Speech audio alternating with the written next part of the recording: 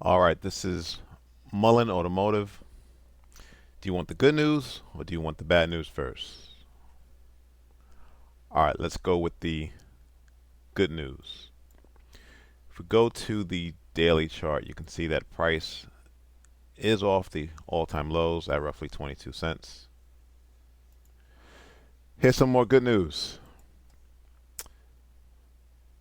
Emerging electric vehicle maker Mullen announced yesterday that the automaker had gained approval from the EPA for the company's Class 1 EV cargo vans.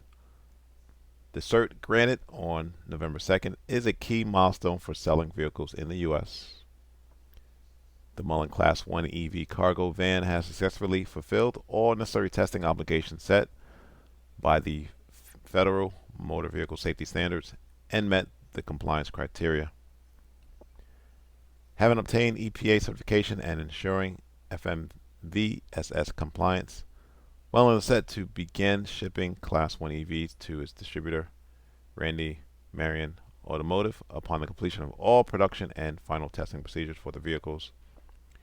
With this EPA final approval, Mullen is all hands on deck and laser focused on production and deliveries to our commercial customers, the CEO stated. Mullen announced back in December of last year a $200 million purchase order made by Randy Marion for 6,000 all-electric Class 1 EV cargo vans. Randy Marion Automotive stands as one of the largest and most respected commercial vehicle dealers groups in the U.S. All right. Some more good news. The NASDAQ just granted Mullen the opportunity for stock to get to $1 and stay above $1 for 10 consecutive days,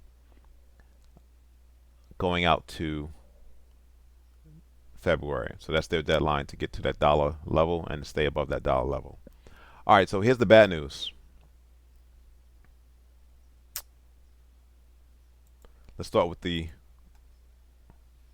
weekly chart.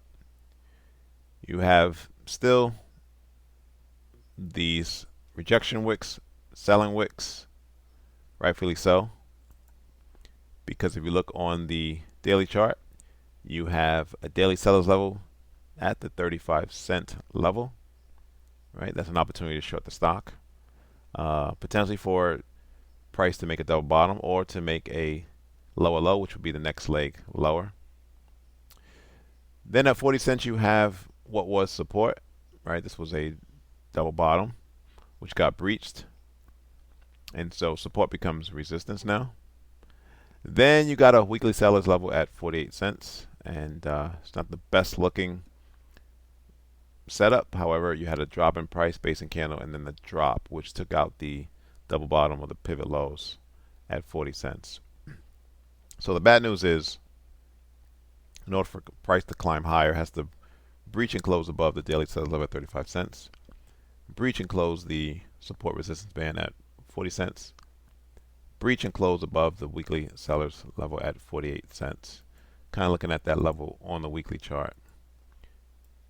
You can see it a little better. You had a drop in price, one basing candle, and then a drop.